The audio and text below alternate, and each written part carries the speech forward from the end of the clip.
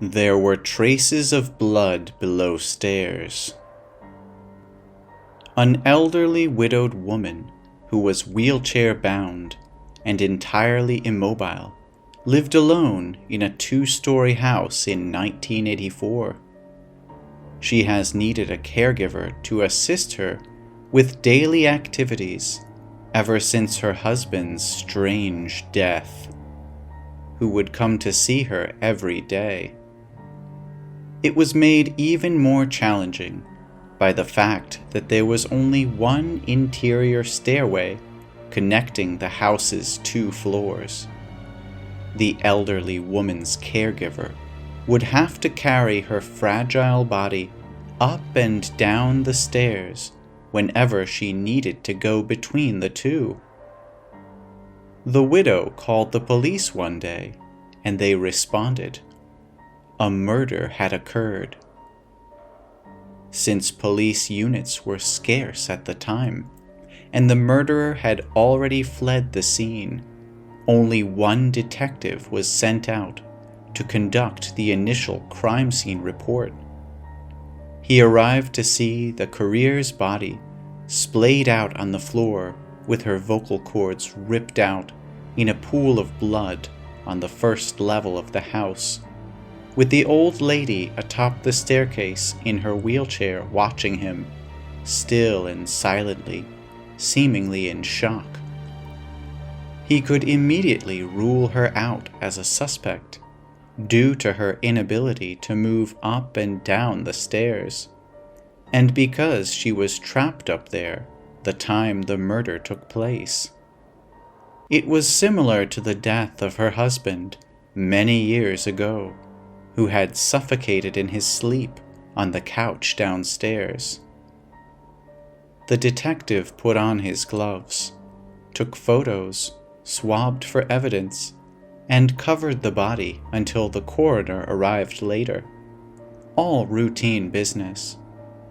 He scoped the house downstairs for any clues, then asked the old lady if he could look upstairs. She insisted that she was upstairs the whole time, and no one apart from her had been up there that day. But regardless of this, the detective ascended the staircase, to which she hesitantly moved aside. Beyond the staircase, there was a narrow corridor with 3 closed doors along it. He checked behind each of the doors. The empty bedroom? Nothing. The bathroom? Nothing. He became anxious as he slowly made his way to the final bedroom where the old lady slept. He opened it and everything looked normal. A bed, a wardrobe, and a bedside table with a lamp. He checked every wall of the room in horror, as it was not what he discovered, but it was what he didn't discover that made him stop dead in his tracks and slowly reach for his gun in its holster. It was a detail so minor that they had completely overlooked it on the last investigation of the husband's death. There was no phone upstairs. He suddenly heard a noise as he withdrew his gun and rushed out of the room, only to find an empty wheelchair atop the stairs. Lined up in a straight row were the familiar faces of the women that he had murdered and buried in the pond. The woman had enchanted a spell to raise them from the dead, and they were now back for revenge. They walked slowly and in unison towards the old man and encircled him 2 rows deep. They all bent at the waist and bare their sharp teeth and bit into the exposed flesh, causing the man to scream out in immense pain. The ritual lasted for hours as they slowly fed on him until all of the flesh was gone, and all that was left was the old man's bones. When this was all through, the woman rose from her seat, blew out the candles and returned to her car and drove away, leaving the mill and the old house an afterthought for horror tales for years to come. The Man with Creepy Smile. It was in early November of 1997 that a series of very strange sessions led a child psychologist in Maine to contact the authorities. It began when a patient of his began to tell him about one of their friends. This friend being imaginary, as far as both the psychiatrist and the boy's parents were concerned. He called his friend Mr. Smile, and would talk about him at great length during some sessions. The boy called him Mr. Smile, both because he would always be smiling, and because when he was around, the boy said everything felt happy. He said that there was a feeling of everything being okay. The boy in question was being treated for serious issues to do with anger and depression, but when Mr. Smile was around, he said that all the anger and the sadness seemed to just disappear. He said that Mr. Smile wouldn't speak, but rather just stand there at the foot of his bed. He smelled like candy floss, and just by being there, he made the boy feel calm and safe.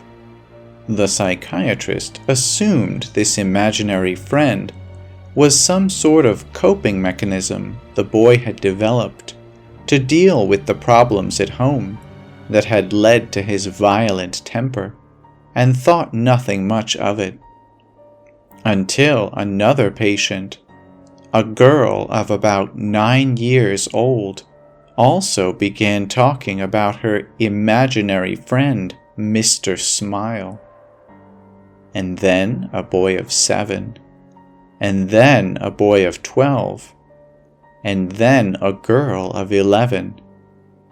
All in all, close to 15 separate patients all began to talk to him about Mr. Smile. The first few he'd put down to coincidence. After all, many children have imaginary friends, and the name and description of Mr. Smile were just generic enough that it didn't concern him too much at first. But as more and more of his patients told him about Mr. Smile, he began to grow concerned. He asked for more details. Every single one of them described him the same way, using the exact same words. He spoke privately with each of the children's parents, one at a time. He avoided disclosing too much information, but told them that something troubling had cropped up in multiple sessions with various patients, and that he believed that there was a chance their child was at risk. He asked for their permission to discuss matters with the authorities, and the parents gave their consent, provided they were kept in the loop as to what was going on. None of the children claimed to know how he got in. They said they would just wake up and he'd be there at the foot of their bed. Sometimes, they said, he would be singing something, but not in English. It sounded like a lullaby, they said. It made them feel safe. Finally, the children were asked to draw Mr. Smile, as they couldn't put into words how he looked. Each and every one of the children picked up a red crayon and proceeded to color in the entire page until it was just a rectangle of red. When asked about this, they insisted that they had drawn Mr. Smile. When asked where his head, arms, and legs were, they would insist that they had drawn those. They claimed that they had drawn a perfect picture of the man at the foot of their bed, and when they were told that they had simply colored in the page and not drawn anything at all, they became deeply angry, feeling that they were being accused of lying, and insisting that what they had drawn was a picture of the man they had seen. Acting more on a hunch than anything else, the psychiatrist decided to show one of the colored-in rectangles to the various children and ask them what it was. Each and every one of them, with no knowledge of what the picture was supposed to be or who had drawn it, and with no knowledge that the other children that had been spoken to about this subject even existed, replied that it was a picture of Mr. Smile. Cameras and baby monitors were placed in the children's rooms so that they could be... Things began to get increasingly disturbing. After a few weeks, the children began complaining of headaches and nausea.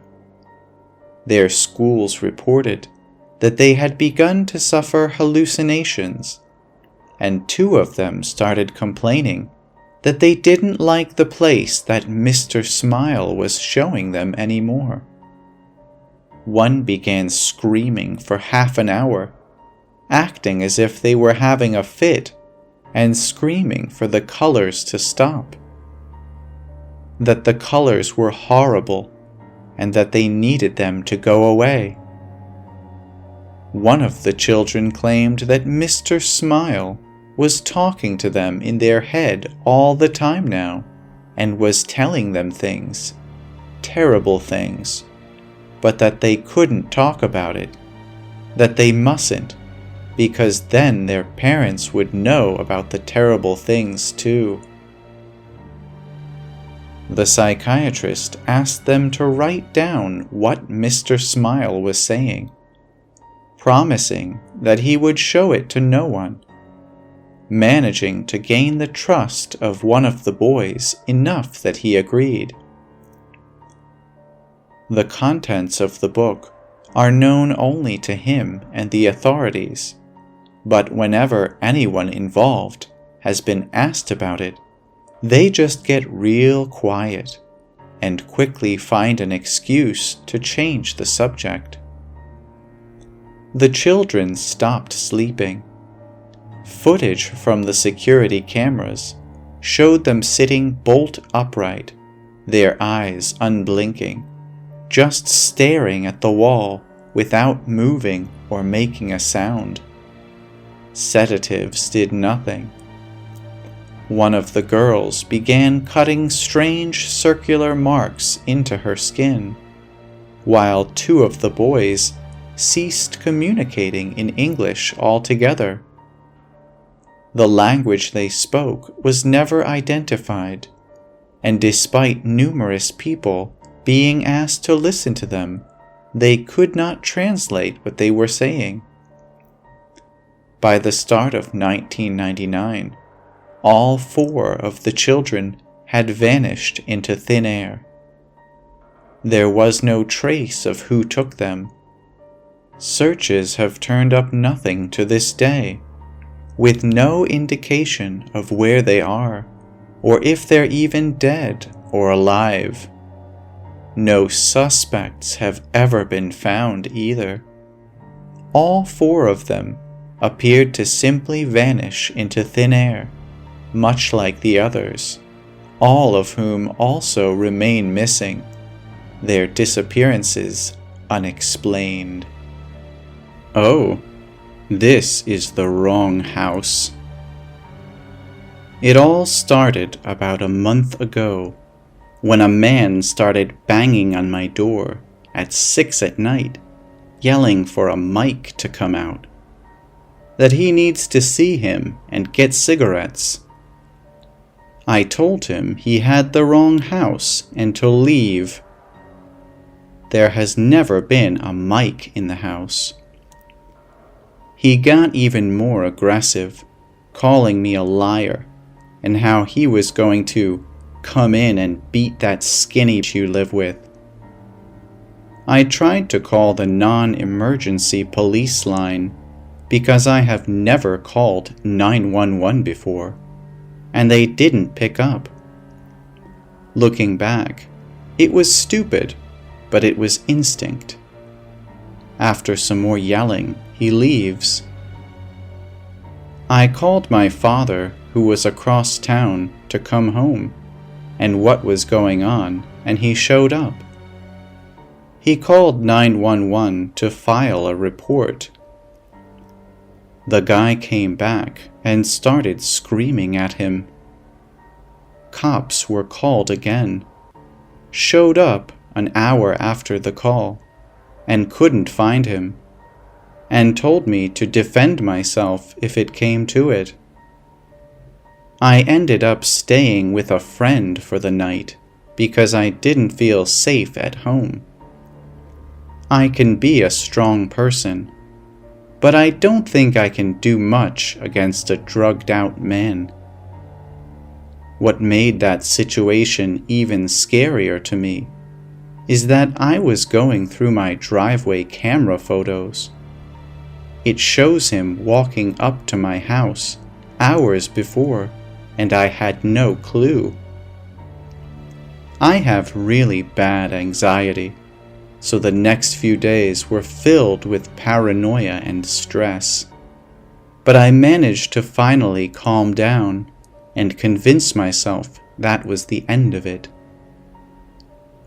Come that weekend, my father went on a trip with his girlfriend, so I was left alone for a couple days. I had just put on a scary movie when I heard screaming again and a loud bang. I pull up my camera and see that he is back, pacing back and forth on the sidewalk, and has thrown over our trash can, again screaming for Mike. I call 911, and they show up within minutes this time, and are able to stop him down the street. They tell me there's nothing that can be done, since he hasn't committed a crime yet. But if he comes back, to call again, and then they'll have more reason to hold him. Things were quiet for a few weeks. I again believed that was the end of it, until today. This morning, my father and I got in an argument, so I wanted to take a walk to clear my mind. I went across the street to a park and sat by a tree watching cars pass every now and then. Just beautiful morning weather. I noticed a truck drive down the left side of the park and turn to the street my back is facing. He waved as he passed, so I did too, thinking it was just a man going to work. I wanted to show I was okay. He then pulls off onto the right side of the park, stops, makes a U-turn to come back. Red flags instantly go off in my head, so I get up to start walking home. I look back and see he's turned off his headlights and is trailing me. I get to the front of my house and he slows. I get a better look at his face this time, and it looks like the man harassing me. From the physical characteristics to his red baseball cap, he just glared at me like I took everything in his life away from him. I get to the door and try to barge in, but my father put the chain on in anger of me walking out, so I had to yell to him that I was being followed and to open the door. He opens it, and by then the truck has gone down the street. I'm terrified to leave my home. I don't have a car to get anywhere quickly. I have to bike, but even now I'm scared to do that. I don't know who that man is, or was, or what his intentions were, but I live in paranoia, waiting. If it happens again, I'll try to get a photo to document it, or write it down like you suggested. Writing down the license plate is a good idea. I live in the US, so the most info I could get at a glance is a state. I'm not sure how it is in the UK. I rarely leave the house unless it's necessary, so it's scary how I was picked out being in the park. I didn't realize it at the time, but when he waved to me, he would have had to be driving on the wrong side of the road for me to see him at the angle I did. My landlord, so weird. Before I had even graduated from high school, I knew I wanted to live at Paradise Apartments. I was a bit naive at the time, drawn in by the many amenities I would never use, but I primarily wanted to live there because the complex was pet-friendly and within my small budget. When the time eventually came for me to get my own place, I sublet the only apartment they had available and moved in. Unfortunately, I came to realize the apartment wasn't as nice as I'd originally thought. The building was old but remodeled, so it had all the typical plumbing issues and thin walls. I also learned it was not the safest part of town. I was primarily an online student, but I had one class that met in person twice a week around 8 a.m. I'm a bit of a homebody, so I rarely left during the day, except for that class, and the occasional shopping excursion, or to spend time with my boyfriend in the evening after he got off work. My apartment was a bit of a Bermuda Triangle. Even though it was only 600 square feet and I lived alone, things had a way of growing legs and walking away. I had 2 kittens at the time, and blamed them regularly for things disappearing. Something odd that kept reoccurring, however, was that I'd find my underwear box out and sitting in the center of my bedroom floor on days when I had class. I didn't have a proper dresser, instead using an IKEA shelf with some IKEA boxes for designated clothes: socks, underwear, pants, pajamas. I always could have sworn I'd put the underwear box away after getting ready for class, but I chalked it up to me forgetting as a result of having to get up early and being focused on getting to class on time. Arguably paranoid, I started to think that some of my laundry was disappearing as well, as favorite articles of clothing would go into the laundry hamper and seemingly never come back with the cleaned clothes. Towards the end of that semester, I was working one evening on a homework assignment when my boyfriend called to let me know his roommate had accidentally locked him out of their apartment. I had a key to their place, so he asked if I could run over real quick to let him in. Before I left, I made a mental note that I had left literally every light in my apartment on.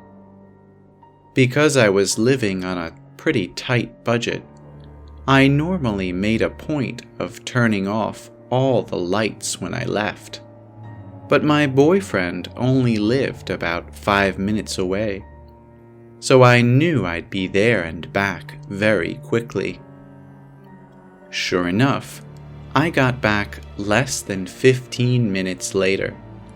I immediately sensed something was off, as I could see the lights were off through the blinds. I called my boyfriend, and he drove over to meet me. We unlocked the door and went in. All the lights were off in my apartment. Thinking maybe I'd had a power outage, I flipped on the main light, and it came on. My boyfriend checked the entire apartment. No one was inside, but someone had gone through and systematically turned off every light at their switch, including my lizard's basking light, the only light I always left on because it was on a timer, and my laptop, which I'd left open on my assignment, but now the computer had been powered down and closed. We called the emergency maintenance number, and I explained that someone had been inside my apartment, and that they had to have used a key because there was no sign of forced entry. The manager called me back and told me I had to be imagining things. Maybe I had forgotten that I had turned off the lights before I left. I assured him that I wouldn't have turned off the computer or the lizard light. Someone had been in my apartment. I told him I was extremely worried because obviously this person had a key to get in. Either they worked for the complex, or maybe it was a previous tenant or guest. I asked if they had changed the locks after the previous tenant moved out, and they assured me they changed the locks after every move-out. The manager suggested maybe it was a friend pranking me, someone else I had given a key. The only other people I had given keys were my boyfriend. His key to my apartment had been locked inside his apartment on the same key ring as his own apartment key, and my mom, she lived 3 hours away. In any case, neither of them would have pranked me in this way. The manager finally agreed to send someone out immediately to change the lock for my peace of mind. I brought up my concern that it was someone on the staff, since they would be the only other people with keys. The manager claimed the keys were locked in a special safe that required a personalized code to track who took what keys and when, in an office with a security camera. They changed my locks, but I had my doubts that it would do much good. As far as I was aware, there were only 2 maintenance men that worked at the complex. One nice older man that didn't seem all that skilled, and a younger guy with a scruffy beard that gave me a bad feeling. I suspected he had to be the one that had come in. When I had first moved in, the manager had told me I would be getting a new kitchen counter within the first 3 days. I waited to move in my kitchen stuff, but after a week they hadn't come, and then after a few months I had completely forgotten about it. One day, I was sitting in my living room, and this scruffy maintenance guy walked in without knocking or announcing himself, and I hadn't received a notice to expect him. He said he was there to replace my countertop. It took him 2 days to install one small piece of counter. A few weeks later, I was getting out of the shower and heard a single knock at the door. I called out, "Just 1 minute," and hurried to get some clothes. Not 2 seconds later, the door started to open, and I had to slam it shut, still wrapped in a towel, to stop him from coming in. He claimed he hadn't heard me call out, but I had my doubts. I don't remember what made-up excuse he had for coming in. Another time, I found a note from him that he had come in. Again, it didn't give a reason as to why, but that he'd made sure not to let my cats out. He also made a note about my third cat being cute, except I don't have a third cat. I did, however, have a picture of my childhood cat in my bedroom on the IKEA shelf where I kept my clothes. At that point, I went to the office to ask them to make a note in my file that I, A, wanted at least 24 hours notice before entry going forward, and B, wanted to always be present for future entry. Now that I knew without a shadow of a doubt that someone was coming in secretly, it all made sense. It hadn't been long after the surprise maintenance visit stopped that things had started moving around in my apartment. He was also on site all the time. Everyone on staff also lived at Paradise, so he would know when I came and went. Who knew how many times he had snuck in? How many small souvenirs he had stolen? He could have been coming in while I was asleep. After the night with the lights, I put my own lock on the door, but still didn't totally trust the apartment.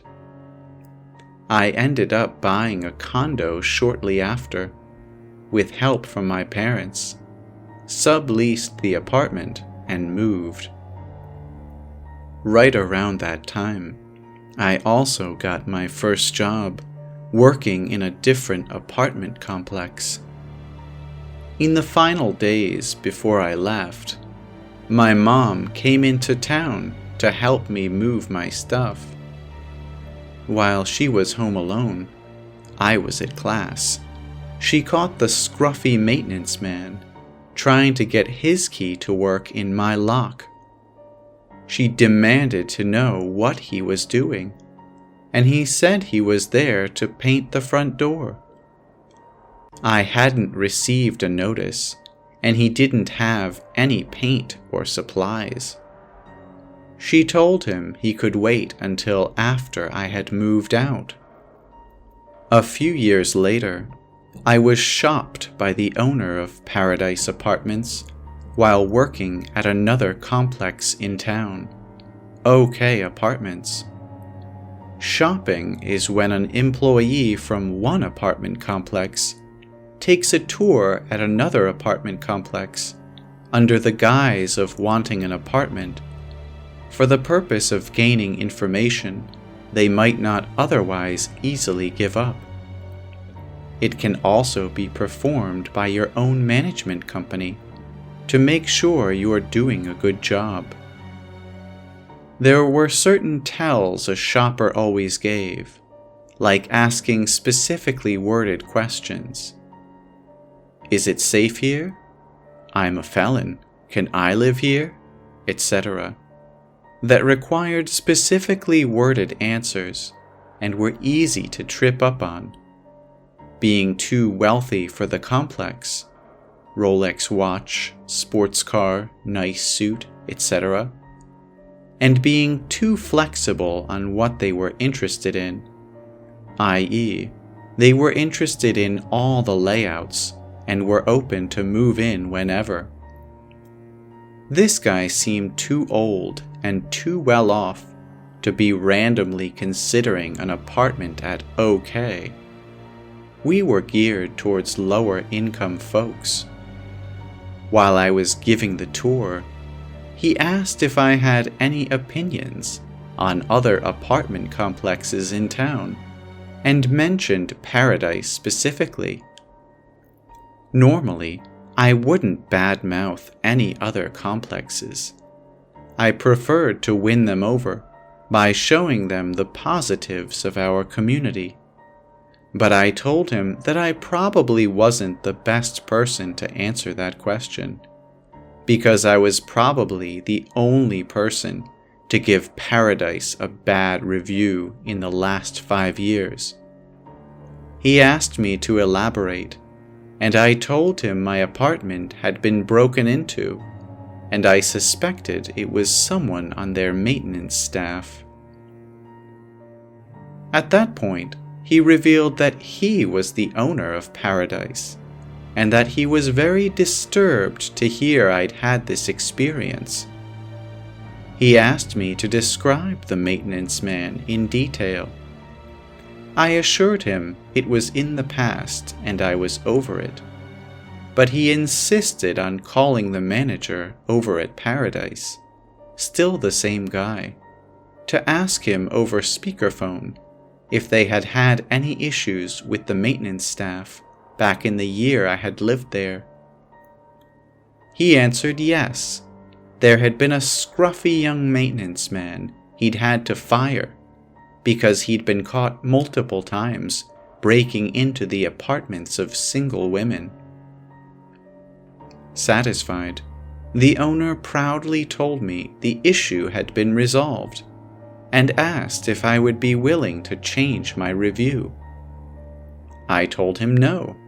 None of this had changed the fact I'd experienced this, and actually validated what I had suspected. In the years I worked as a leasing agent, I learned a lot about where complexes will cut corners to save time and money. From my experience, a lot of complexes did not switch out the locks if the tenant was good, and a lot did not require background checks for employees, even though they did require them for tenants. Keys also got passed out willy-nilly to vendors and maintenance during turns, and employees frequently got master keys that would open all doors. I won't go so far as to say every complex operates this way, but every complex I worked at was doing this when I started there. Because of my own experiences, once I began managing a complex, I enforced strict rules about changing locks, tracking keys, posting proper notices, and requiring background checks for all employees and tenants. At least here in Florida, with Mia's law going into effect this year, background checks for employees and security measures for keys are required for all complexes. Even still, if you're renting an apartment, stay diligent. If you have reason to believe someone is coming into your home, document it and let the staff or police or family or friends know. You never know who might have a key. House Invader on Christmas. Nearly a year ago now, on Christmas, I was at my dad's with some of my siblings. We celebrated Christmas, and then after dinner, my dad headed off to be with his girlfriend at her apartment. Left in the house were my 16-year-old uncle, my 16-year-old brother, me, who was 15, and the youngest, who was a toddler. I woke up early the next morning, the day after Christmas, and sat on the floor beside an outlet on my tablet Everyone else was still sleeping. And then I heard banging on the back door. I thought it was my dad coming back, but the banging got louder and went on for too long. For lack of a better term, I disassociated, didn't know what to do, and couldn't move until I heard the back door break. I had been paranoid about home invasion due to our area in the city before, but I had no idea what to do and just stood there in shock. I put down my tablet and picked up a nearby flashlight, I think to throw at whoever broke in. When the back door had given out, I heard him go quickly through the downstairs, stomp up the stairs, and then he was right outside of the room I was in. The man opened the door, turned left, and then turned right, where he saw me sitting on the floor, beside the outlet, less than 3 feet away from him. He was taller than my dad, and wore completely black, and a ski mask. He held a big, rusty-ish crowbar that had a blue handle. He was wide and looked on the older side. I took a small breath and screamed louder than I ever have, and I held it for at least 20 seconds. Once I screamed, he screamed a bit too, and then ran downstairs and out of the house. I went to the top of the staircase after he was already down them and out the hallway, and I yelled, "Please leave," as loud as I had screamed less than a second before. Looking back, asking a house invader to leave is useless, 'cause he already was leaving, and also because he broke in. But I wasn't thinking the best. My screaming woke up my uncle and my older brother. I wasn't wearing pants, so I put pants on quicker than I ever have, while telling my older brother what just happened, as he was half awake and confused. I ran downstairs, and my uncle had just come from his room in the basement. I quickly told him someone had broken in and left after I screamed. He already had a knife and told me to grab one too. I did, and after making sure the robber had left the house and checking quickly on the toddler who was somehow still sleeping, my uncle told me to guard the back door and stab anyone who comes through, while he checked the area outside the neighborhood to see if the robber was gone or where he went. I held the knife and stood beside the broken back door, knowing if someone came back I couldn't do anything, as I have never fought, and I'm a child holding a kitchen knife. So I just held the knife in hopes they wouldn't come back, and they didn't. My uncle came back and said they must have had a driver, since no way could he get away that fast on foot. None of us had phones, so my older brother called my dad over Instagram on a tablet to tell him what happened. We explained what happened, and when Dad was 10 minutes away via car, and he hung up. While we all sat and waited for my dad, we talked and realized this was likely all planned. The invader came in when there was no car in the driveway, and after entering, he ran directly upstairs, ignoring the new Christmas presents, an alcohol collection, and even 2 gaming consoles smack dab in the middle of the living room that he ran through, He went directly for my dad's room, where me and my older brother were. My dad collects valuable shoes and has some expensive watches he keeps in his closet, and only someone friends with my dad, who'd been in the house before, could have done it and knew the right place to go. When my dad came back, he asked me over and over about how the intruder looked, and I told him again and again, while he and my uncle tried to think of which friend it could have been. I was the only one who saw the guy and had been less than 3 feet away from me. I was in direct physical danger from some stranger I'd never met. We didn't call the cops, as the police in our area and city are known for being more than unhelpful. As Christmas is getting closer again, I'm worried about being back there around the same time the person broke in.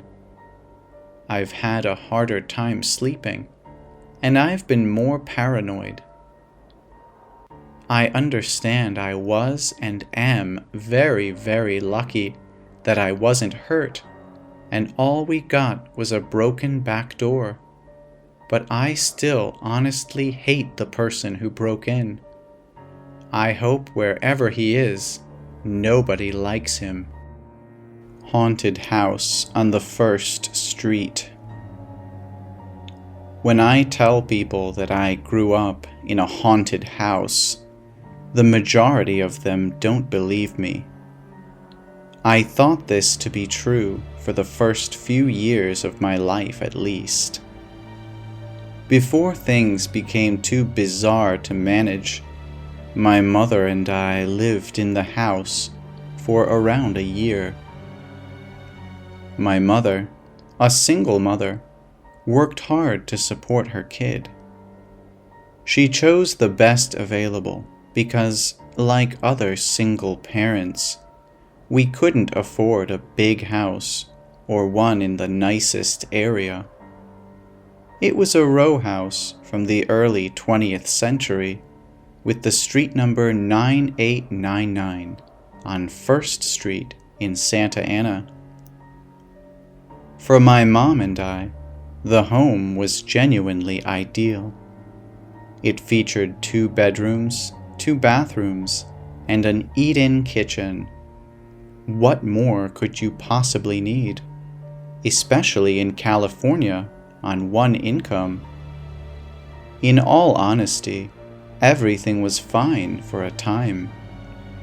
I recall spending Christmas at home with my family, gathering in our cramped living room, as well as a few enjoyable evenings with my friends. But after that, things started to seem a little strange. At first, there was just a few bizarre occurrences, things that could be explained by logical justifications, like a nighttime earthquake at a mall. There would be very slight movements throughout the home. It would be a lost book, a curtain that was open but closed the night before, or a light that was still on when we believed it was off. But as time went on, the moments grew, more substantial.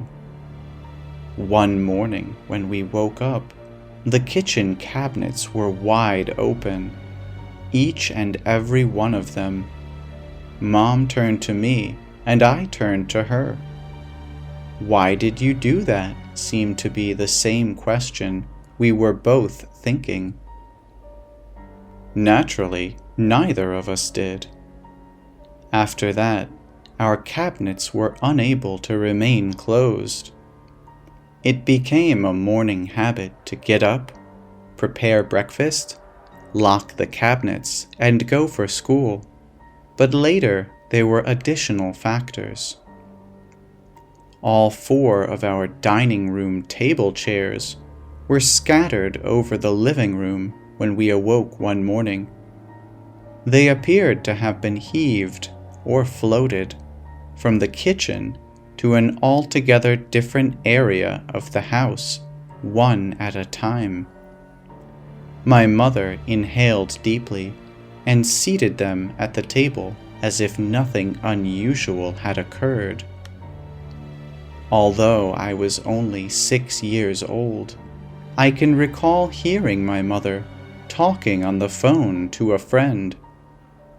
She described an elderly man with a wrinkled face who appeared in the window every night and visited her.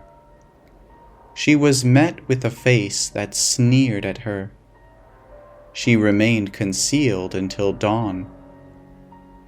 When my aunt stayed with me one night when my mom was out of town for work, it made the entire face in the window scenario all the more horrifying. Once more, perhaps against my better judgment, I listened in on a conversation. My aunt questioned my mother about the elderly guy at the window and whether or not she had summoned a priest or medium to help with the house's presence. My mother retorted, "You saw him too?" From this point on, everything just grew worse.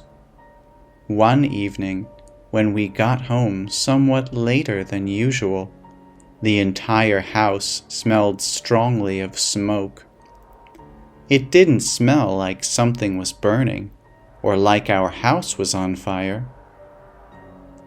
Anyone who has ever smoked a pipe might easily identify the smell as pipe smoke. My room had the strongest smell, which naturally terrified my mother to no end. The fragrance persisted even when she opened the windows and switched on the fan, indicating that someone was still inside the house smoking a pipe. We stayed, at least for a little while longer, when most people would have definitely left due to the following factors: chairs that move at night, cabinets that won't stay open, a face in the window, and now a scent that was as genuine as someone smoking in front of you. I suppose that everything that transpired before this was just a lead-up to what came next. My mother and I discovered my toys in the living room the moment I woke up one morning. They are all.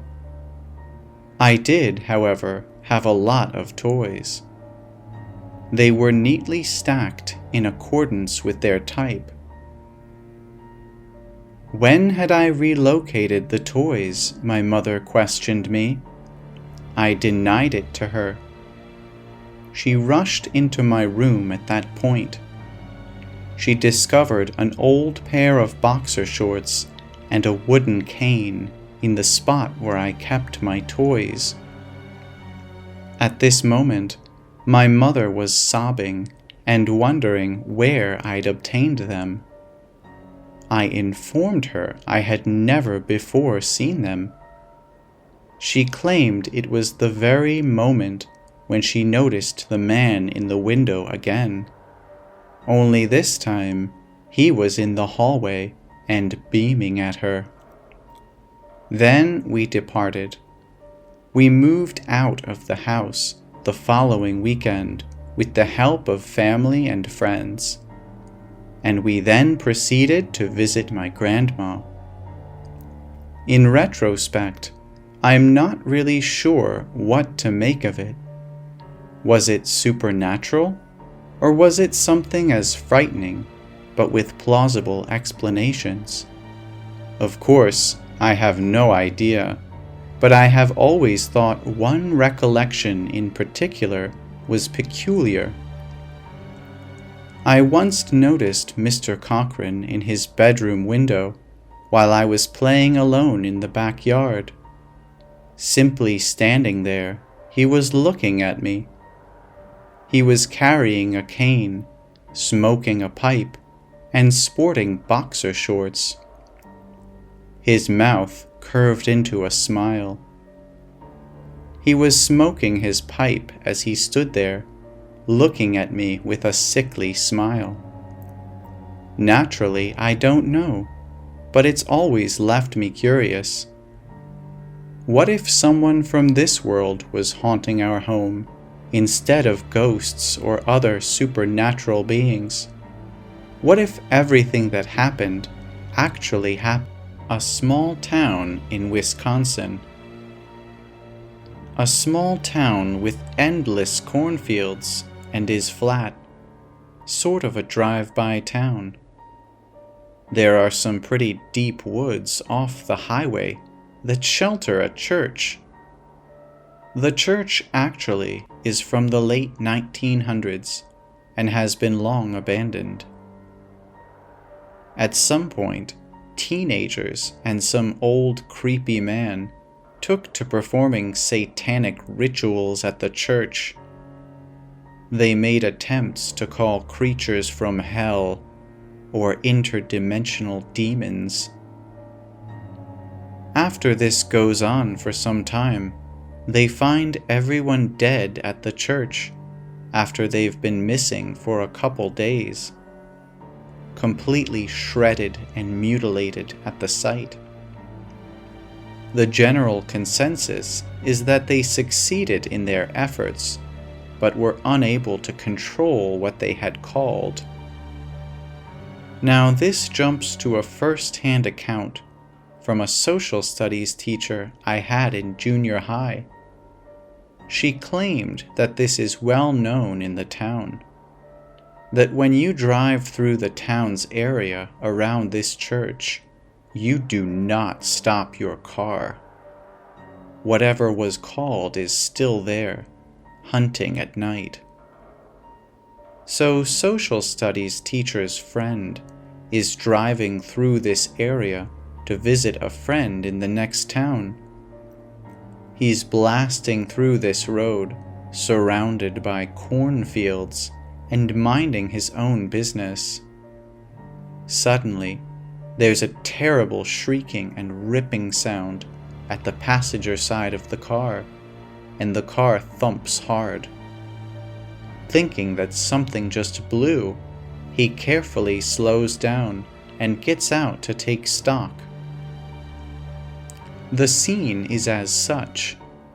The moon out, and it's quiet in the middle of the country. The corn stands quietly in the dark, with the headlights blazing in front of the car, illuminating the green of the fields. The engine ticking from the heat. No wind, but some small noise from the field as the corn plants touch each other. Walking around to the side closest to the field, he observes the passenger side has what appears to be claw marks that puncture the metal, running from behind the front door all the way to the back bumper. The bumper is metal, and it's been pulled back like something was hanging from it. Spooked and now knowing the car is still operable, the guy runs back and gets in, taking off quickly. Something moved in the outer darkness of his periphery. By the time he got into the car, it was gone, if it had ever been there at all. The darkness was enfolding, a great all-encompassing blackness, held at bay only by thin shafts of moonlight. A branch snapped to his right, and he whirled in time to see a dislodged clump of snow thud to the ground. Taking a deep breath, once again drive through the deep night. His mind was full of doubt, but still a vast frozen lake in midwinter's grasp. The weight of the stock in the hollow of his shoulder felt odd. It felt not right. Not too long after the man arrives at his friend's house, He brings his friend over to the car immediately and conveys the story to the friend. The man, hearing all this, turns sheet white. He then informs the friend of the story above about the church. He tells him that this happens to people from time to time. When people get out of their car, they usually disappear.